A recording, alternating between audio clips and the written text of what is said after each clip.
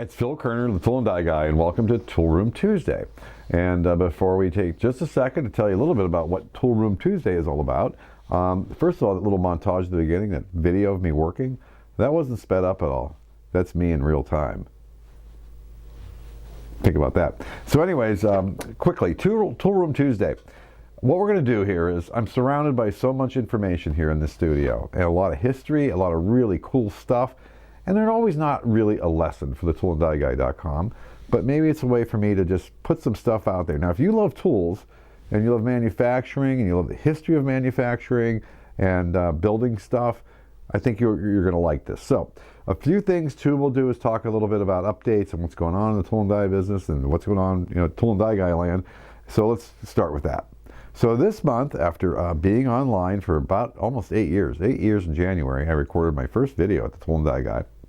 I had, my hair was a lot darker back then, and I learned a new term this month, and it's called fog. Apparently I'm a fog.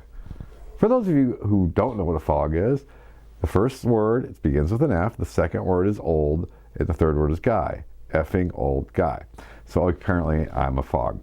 Awesome. So I know a lot of it's tongue-in-cheek stuff, but it's interesting because I learned so much from the fogs in my lifetime, and I guess you just need to go to a community college now and take a G-coding class, and you're good to go.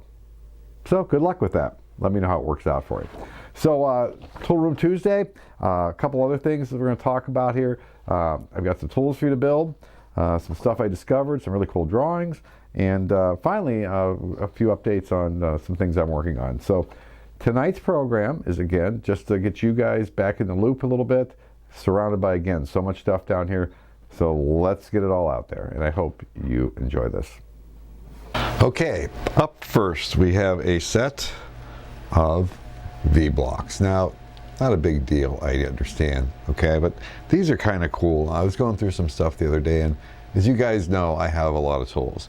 But what makes these special are two things. A couple things, actually. These are made by the Lufkin Tool Company, and I think all they make is tape measures anymore. But it's a real testimonial to this trade, which is different than a lot of trades, how long your tools can last, okay? Now, these are my father's, and which is delightful for me because my father passed away when I was very young. And he's got his initials. I hope they show up in the photograph. But FK there, and then on this one he wrote F. Kerner right there. And again, how long tools can last with just a little bit of care, right?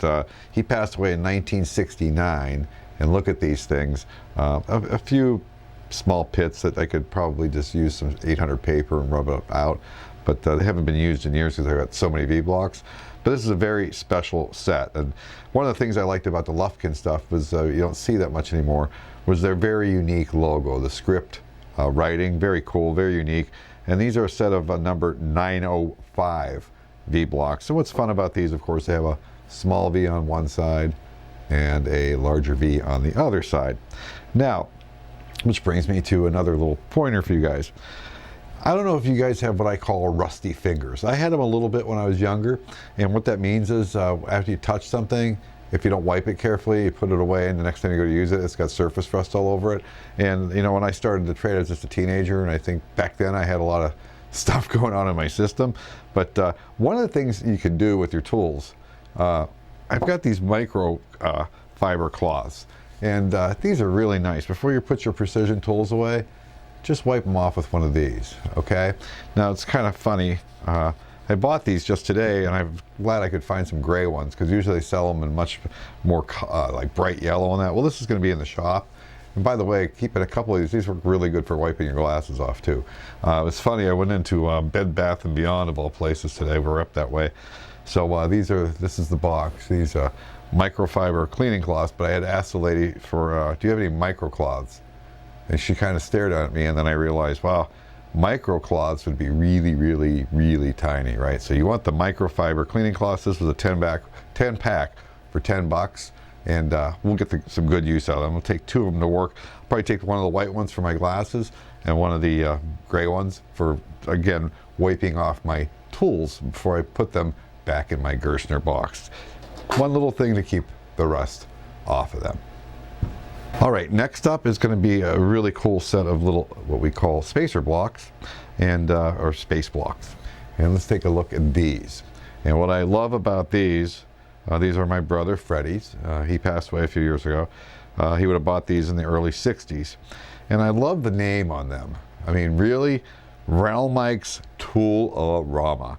And that is too cool, right? It says space blocks. Now, if you guys have never seen a set of these, if you can't afford a full set of gauge blocks, which are much cheaper than they used to be, I can't remember, I think there's 39 pieces here, all right? And you can almost get anything you want because they start off at 100, 101, 2, 3, and then they go 110, 20, 30, 40.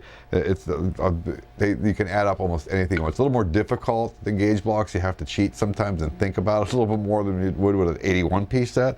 But I think they still make these. And again, these are the Realmike's Toolroom space blocks. Now what's unique about these, it's very cool, they come with these little set screws, and they look like quarter 28s. And what you can do with these, which is very handy, is you can screw them together. And makes it a little more convenient. And I'll use these for setups sometimes, even as needed as a parallel. And you don't want to use your gauge blocks for that, but check that out. Screwed together, not going to fall apart. So again, probably, again, back to the testimony of our trade, which is different than a lot of stuff, because of the way it was made and taken care of. This stuff can last just about forever. You know, this is going on 60 years old. And again, we'll get into the habit of using the microfiber cloth. I'll never get that right, will I?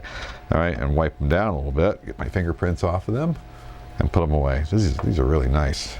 Company should pay me a royalty on this. All right, so again, these are the Realmike's space blocks, the Realmike's Toolroom. I have seen these on eBay. I don't know if they're on there now, but a really handy set for your toolbox. I use these quite often, believe it or not. All right, next up is this very cool little leather case. And what's inside this case? Well, what's inside this leather case is called I have to really look close at this and see if I can read it. It looks like TAMA, T-A-M-A. It's a handheld comparator. All right, I mean, probably, I looked these up, I think vintage 1960s, late 60s. And you'll see, I'll put a screenshot up, but what you do is you place this down across something you're trying to measure, and it's got a very fine scale that you can read on the other side, and each one is a millimeter. And it's not really used too much anymore for me, but it's a really cool piece of, again, history. And don't worry, we're going to get to some other fun stuff here besides history, but you know, how do you throw that out? And I wouldn't even sell this on eBay. This is just a great conversation piece. I mean, especially with the leather case. Very, very interesting piece, to say the least. Next up, we have this centering gauge, I call it. And let's take a look at this.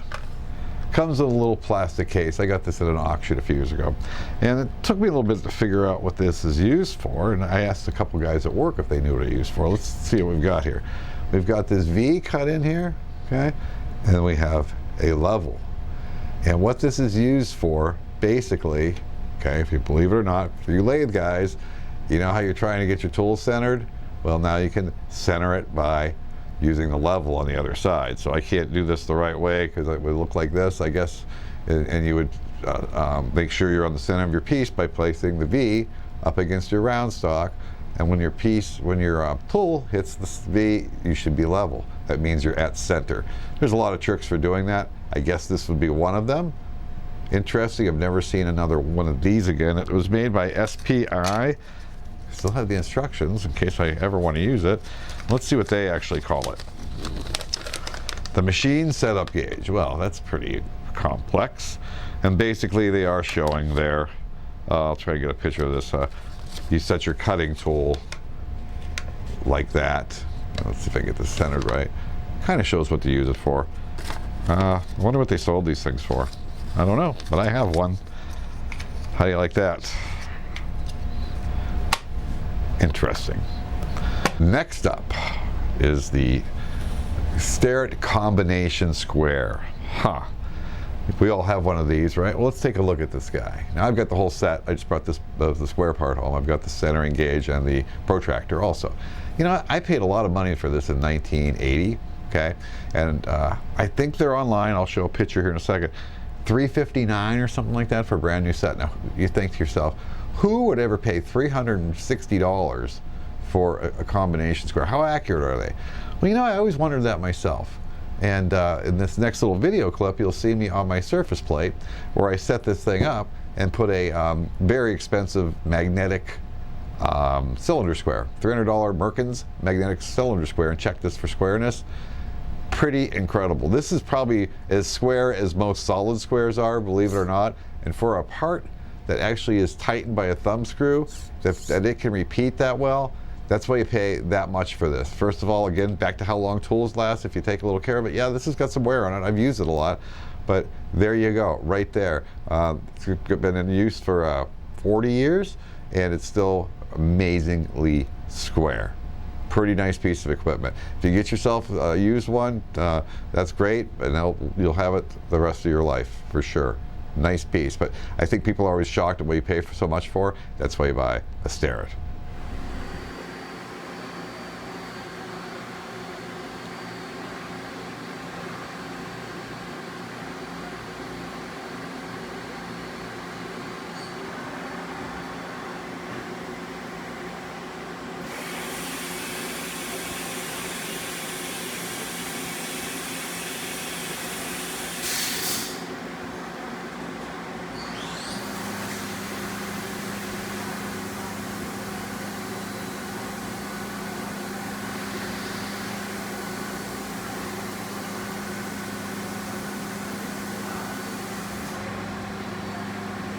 That is pretty damn square. That's 40 years old. I bought that in 1980. There you go. That's what you get what you pay for, a Starett combination square.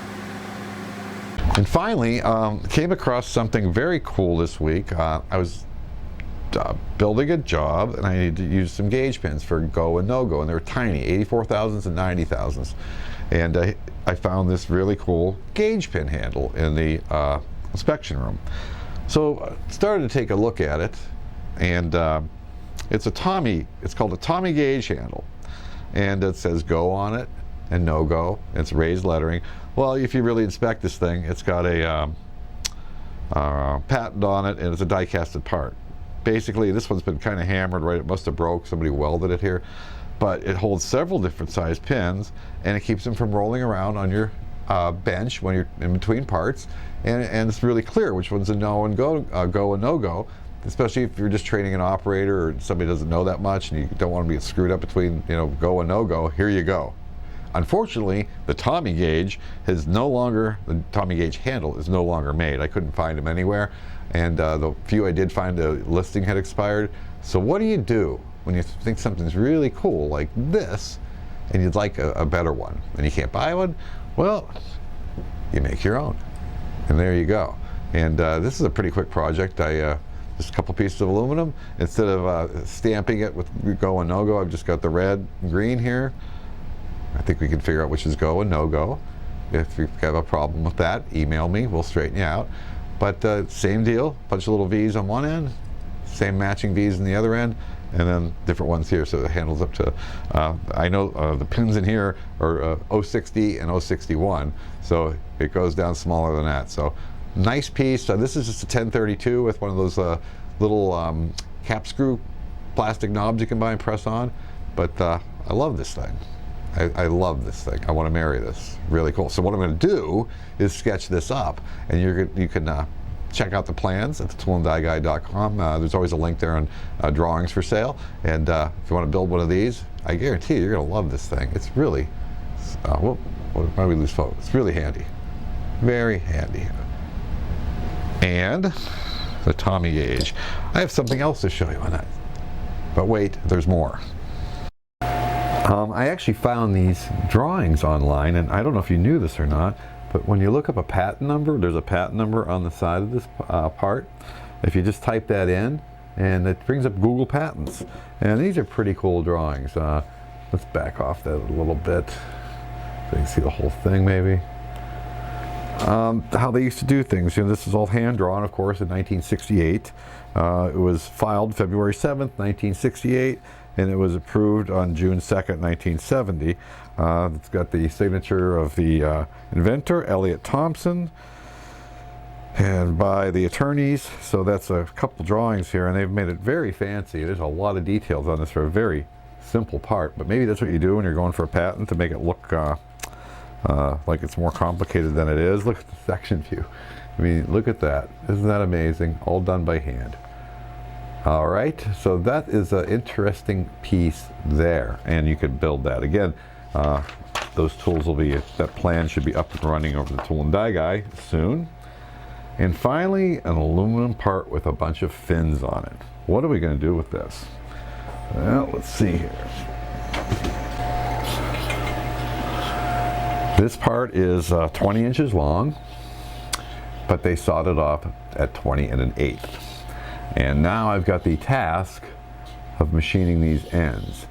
These fins are 1 inch from here to here, and they're only 1/16 wide. Well, how do you machine something like that without these things going nuts? And believe me, they did. They kind of, I was a little surprised. It's one of the things I love about this trade, is the ability to have to learn something new all the time. And this is such a good lesson. This one's going over into the vault, toolanddieguy.com. So if you'd like to know how I did this, and it actually was a little bit of a process, but once you figure it out, you'll say, oh, that was easy. And like somebody told me a long time ago when I was a young kid and made a dumb comment like, oh, that was no big deal. And he said, it would have been a lot harder yesterday, wouldn't it?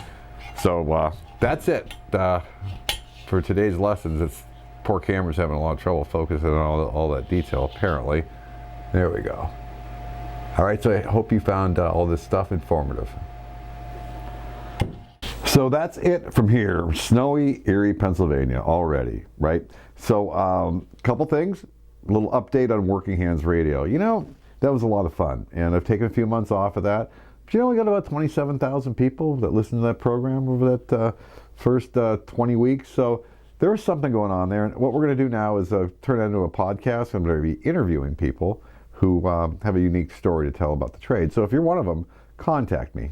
Just go to the Tool and Die Guy and hit contact me. Want to tell your story in manufacturing? Do a 15-20 minute interview over the phone. Nobody's going to see you. And we'll talk about your time in the trade. If you were a shop owner, if you had a really interesting story in the trade, love to hear it. So that's coming back. Number two, if you're interested in building any of the really cool stuff I showed you tonight, just head over to toolanddieguy.com. I've got the plans for everything over there. And you don't have to be a member. You can buy them separately. And they're really great projects if you've got apprentices, or if you're a home hobbyist and just want something to do. As I always said, I learned as much working at night on my own stuff, because I could be free to experiment, as I did being stressed out at work trying to get things right all day. So there's a lot to learn building your own stuff. I know people don't do that as much anymore, but it's a lot of fun. So check that out, toolanddieguy.com. You'll see the links to build tools, okay? And finally, if you're interested in 350 more videos like this about the trade, again, toolanddieguy.com, and we'll get you started over there. So I hope you enjoyed Toolroom Tuesday. And we'll do this probably about once a month. I'll take another pile of information and put it together for a nice grouping of knowledge, history, and stuff for you if you really love the trade. I'm Phil Kerner, the Tool and Die Guy, and keep the faith. We'll see you on the next video. I'm just a